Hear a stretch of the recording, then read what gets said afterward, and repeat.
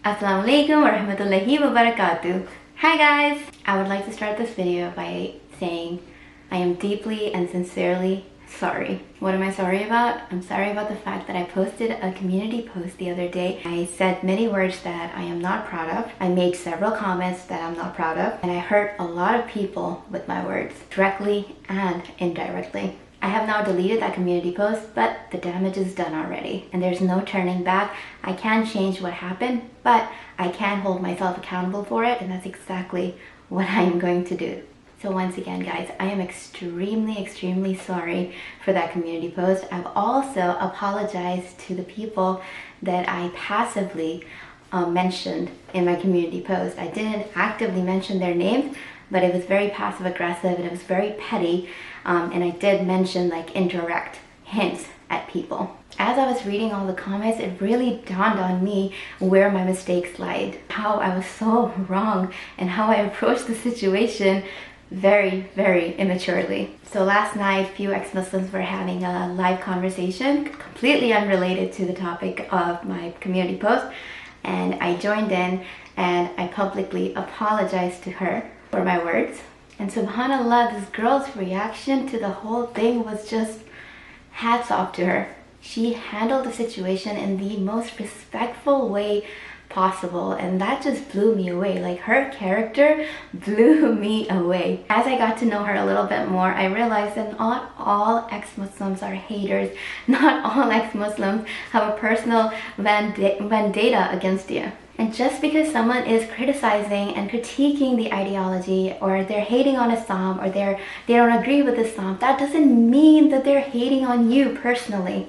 I think it is really important to have a healthy dialogue, have a healthy discussion with people of other faiths, with people of no faith, with people of ex-faiths, with people of all types. Regardless of our religious differences or lack thereof, we can come together under the label of humanity, and we can be kind to one another. I think it's also really important to be empathetic towards people, to put yourself in other person's shoes and realize what that person goes through.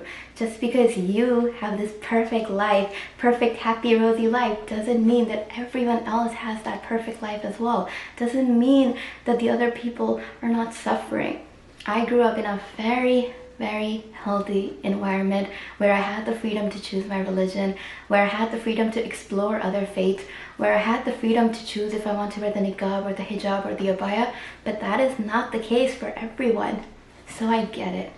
I get how my perfect image of Islam, how my perfect life does trigger somebody else's trauma that is not going through the similar lifestyle, that didn't go through the similar lifestyle, that goes through a lot of challenges. I get it. I also acknowledge my privilege of living in the West and practicing Islam in the West. So I totally get it, guys. I get that other people did not have the same experiences as me. And I am going to make an extra effort to learn about other people's journey and truly empathize with them. I am going to make an effort to learn about the struggles that other people go through. I understand how my rosy, chippy chirpy attitude and my really optimistic outlook can be triggering for other people. I get it. I've always been a very optimistic person, and I've always looked at life with a very positive outlook. It's just I love it. I love looking at life like that. But let me tell you guys, that doesn't mean that I overlook the oppression, overlook the abuse that takes place. That doesn't mean that I deny it. I know that it happens. I don't turn a blind eye from it. I know it happens, and I know it's a sad reality in the world. Everyone has a different reality when it comes to Islam. But my reality and experience with Islam is not going to be the same as an ex-Muslim. An ex-Muslim is going to experience it entirely different. And from their reality and point of view, Islam looks very different. And they're talking about it from their point of view.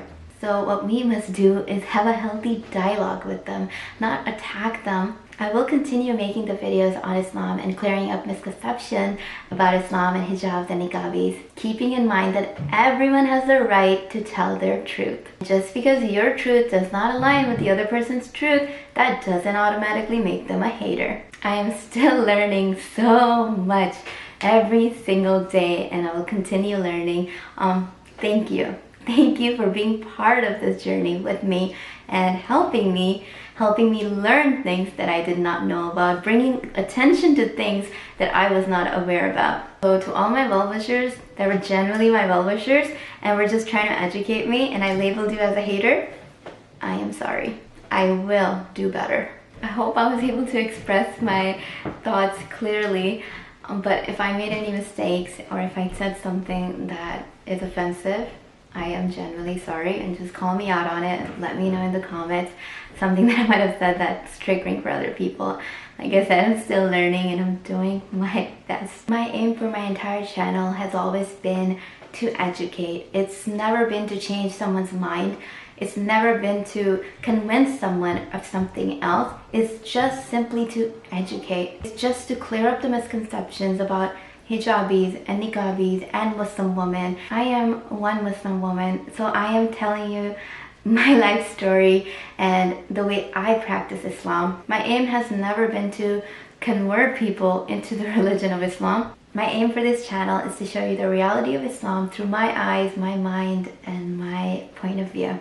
Also keep in mind, guys, I am nowhere even close to a scholar. My husband is a scholar and I do discuss with him and I do ask him a lot of the things, and I ask my teachers and my scholars that I follow about things for clarification as well. In the end though, all of this, my perspective is under the Sunni Islam Hanafi school of thought. So just always keep that in mind when you're watching my videos. Islam has a lot of leniency and there is a difference of opinion, which is a mercy for the Ummah, because if everyone thought exactly the same, first of all, that's impossible. No human being is ever going to think exactly the same. There's going to be discussion, there's going to be differences. So even in Islam, we have differences of opinion among scholars. What that basically means is that there is no one way of doing things. Like our core principles are the same, but for other things, there are major and minor differences. And regardless of our personal beliefs, regardless of the religion that we follow, regardless of the country that we live in, regardless of the clothes that we wear, regardless of everything, humanity should come first. And we should be kind to one another. That is the most important thing in the world, kindness.